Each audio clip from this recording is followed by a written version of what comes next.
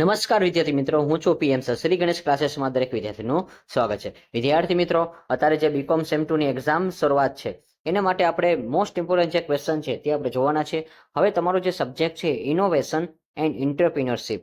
વિદ્યાર્થી મિત્રો, આ જે સબ્જેક્ટ છે ઇનોવેશન એટલે કે આમાં તમારે જે નવા નવા વિચાર હોય છે, નવા નવા થિંકિંગ પાવર હોય છે, જે થોટ હોય છે એના બેઝ ઉપર તમારે આજે માલિકીના સાહસ છે એ બનવાનું હોય છે કે તમારે ભવિષ્યમાં તમારા થિંકિંગ પાવરને કઈ રીતે ગ્રોથ કરવું. તો આ એ સબ્જેક્ટ છે કે જે તમને ખૂબ જ યુઝફુલ થશે. હવે નેક્સ્ટ આની વાત કરી કે આના માટેના જે મોસ્ટ ઇમ્પોર્ટન્ટ ક્વેશ્ચન છે વિદ્યાર્થી મિત્રો, તે આપણે સ્ટેપ બાય સ્ટેપ જોવાના છે. અને હા, આ વિડીયોને તમે અંત સુધી જોજો, તમને ડેફિનેટલી ફાયદો થશે. કારણ કે જે ક્વેશ્ચન કહું છું એ નોટ ડાઉન કરી લેજો, એ ક્વેશ્ચનને ખાસ પ્રાયોરિટી આપજો અને બાકીના જે લાસ્ટ ક્વેશ્ચન છે એ પણ તમે પ્રાયોરિટી આપજો. અને હા, ત્યાર પછી હવે ખાસ તમે કોમેન્ટ કરજો. કોમેન્ટ ઉપરથી તમને આપણે છે વિડીયો હંમેશા અપલોડ કરતા હોય છે એટલા માટે.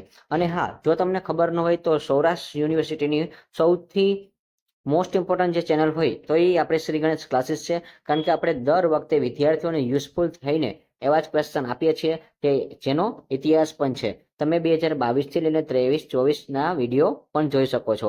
તેમાં પ્રૂફ સહિત પણ આપણા વિડીયો છે. તો ખાસ તમારે જોઈ લેવાનું, એની કોમેન્ટ પણ જોઈ લેવાની કે કેટલા ટકા આપણું હિટ હોય છે એટલા માટે. તો આ જે સેશન છે એ તમને ખૂબ જ યુઝફુલ થશે. અને હા, જે લોકો ફર્સ્ટ ટાઈમ આવેલા છે આ ચેનલ પર, તો ફટાફટ આ ચેનલ તમે સબસ્ક્રાઇબ કરી દેજો. કારણ કે આપણી સાથે 2400થી વધારે વિદ્યાર્થીઓ આપણી સાથે જોડાયેલા છે. તો જે વિદ્યાર્થીઓ જોડાના બાકી હોય તો યુનિવર્સિટીના દરેક વિદ્યાર્થીઓ આપણી સાથે જોડાઈ જજો. Question 1, state the determine factor of entrepreneurship. ઉદ્યોગ સાહસિકતાના નિર્ણાયક પરિબળો જણાવો. Question number 2, discuss the characteristics of entrepreneurship.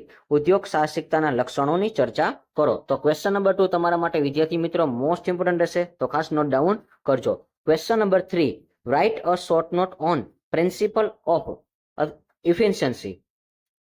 X કાર્યક્ષમતાના સિદ્ધાંત પર ટૂંક નોંધ લખો. ત્યાર પછી question number 4, McClelland achievement motivation theory of entrepreneurship.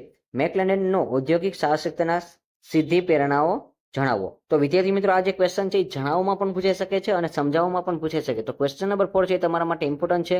2 અને 4 આ બંને ક્વેશ્ચન ખાસ તમે એકવાર પહેલા પ્રિપેર કરજો. ત્યાર પછી પણ તમારે લાસ્ટમાં ટાઈમ વધે છે તો હજુ પણ બાકીના ક્વેશ્ચન પણ એકવાર અટેન્ડ કરી લેજો.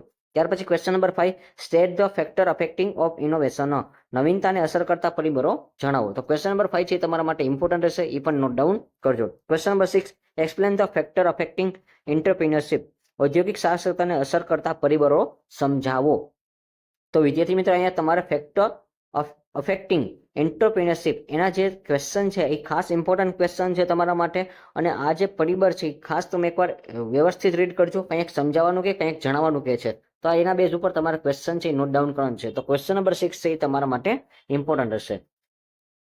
ત્યાર પછી વિદ્યાર્થી મિત્રો આપણે આગળ વાત કરી. Question number 7, state the challenge face by innovation in industrial development. ઔદ્યોગિક વિકાસમાં નવીનતા સામે આવતા પડકારો જણાવો. તો વિદ્યાર્થી મિત્રો, અત્યારે આપણે જે ઉદ્યોગો કરતા હોય છે, જે નવા આપણે ઇન્ડસ્ટ્રીમાં જવું હોય છે, તો એના માટે ઘણા બધા આપણે પડકારો છે એ આપણે એના નવીનતા સામે આપણે ટકવા માટે આપણે કંઈક નવા થિંકિંગ પાવર જોઈએ છે. જે આપણામાં હોય કાબિલિયત તો જ આપણે બિઝનેસ છે આગળ કરી શકીએ છીએ. તો આગળ જે બિઝનેસ એમાં જવું હોય તો એના માટે આપણે બધું સ્ટ્રગલ છે એ પહેલા જોઈ લેવું પડે. અને હા, ત્યાર પછીના રૂલ્સ છે એ પણ આપણે એકવાર રીડ કરવા પડે છે. ત્યાર પછી જ આપણે બિઝનેસ છે એ સ્ટાર્ટઅપ કરી શકીએ છીએ. ત્યાર પછી question number 8, explain the sons theory of evolution and types of innovation according to Schumpeter's. કે સુમ્સપીટર ઉત્ક્રાંતિના સિદ્ધાંતો અને સુમ્સપીટર અનુસાર નવીનતાના પ્રકાર પણ સમજાવો. તો વિદ્યાર્થી મિત્રો, આ એક ઓથર છે અને હા, આની જે થિયરી લખેલી છે એ સુમ્સપીટર નામના વ્યક્તિએ, તો એ ખાસ તમે એકવાર રીડ કરજો. અને આ ક્વેશ્ચન પણ તમારા માટે ખાસ ઇમ્પોર્ટન્ટ હોઈ શકે છે. કારણ કે ઓથરના નામ વાળું હોય છે તો એમાં તમે તમારે આઈડિયા પર રાઇટિંગ ઓછું કરી શકો છો. એટલા માટે જે થિયરી આપેલી હોય છે એના બેઝ ઉપર તમારે આખું લર્નિંગ કરવું પડે છે. અને ઘણા બધા વિદ્યાર્થીઓ કહેતા હોય છે કે અમારી પાસે આ મટીરિયલ ન હોય છે, તો આપણી જે ટેલિગ્રામ ચેનલની લિંક છે વિદ્યાર્થી મિત્રો, એમાં આઈ હોપ કે જો મારી પાસે કોઈ મટીરિયલ હશે આને લગતું અને આના આન્સર જો પ્રિપેરેશન હશે મારી પાસે, તો હું તમને ટેલિગ્રામ ચેનલમાં આપણે ફોરવર્ડ કરી દઈશું. તો જે વિદ્યાર્થી મિત્રો ટેલિગ્રામ ચેનલમાં જોઈન્ટ ન થયા હોય તો ફટાફટ ડિસ્ક્રિપ્શન બોક્સ છે એમાં તમને લિંક આપેલી છે ટેલિગ્રામ ચેનલની, તેમાંથી તમે ફટાફટ જઈને તમે આપણી સાથે જોડાઈ જજો. એટલે જેથી કરીને તમને એને લગતું આઈએમપી ક્વેશ્ચન હશે કે કાંઈ પણ લાસ્ટમાં દેવાનું હશે તો એ છેલ્લે છેલ્લે પણ તમને એમાં મળતું રહેશે. Question 9, explain the stages of innovation. નવીનતાના તબક્કાઓ સમજાવો. તો નવીનતાના તબક્કા છે વિદ્યાર્થી મિત્રો ખાસ કરજો, કારણ કે આ ક્વેશ્ચન પણ ઇમ્પોર્ટન્ટ હોઈ શકે છે. ઇનોવેશન ઓફ લાઈફ સાયકલ એટલે કે નવીનતાના જીવન ચક્ર છે. તો વિદ્યાર્થી મિત્રો ટોટલ તમારી પાસે આ 9 જ ક્વેશ્ચન આપું છું અને આ 9 ક્વેશ્ચન તમે ખાસ એકવાર પ્રિપેરેશન કરીને જજો. આમાંથી જ તમારા ઓલમોસ્ટ બધા ક્વેશ્ચન છે એ તમને કાલના પેપરમાં જોવા મળશે. અને હા વિદ્યાર્થી મિત્રો, હવે આપણે આવી જ રીતે નવા વિડીયોના નવા ટોપિક સાથે મળતા રહેશું. પણ હા, ત્યાં સુધી આવજો. Like this video, share this video, follow with Shri Ganesh classes.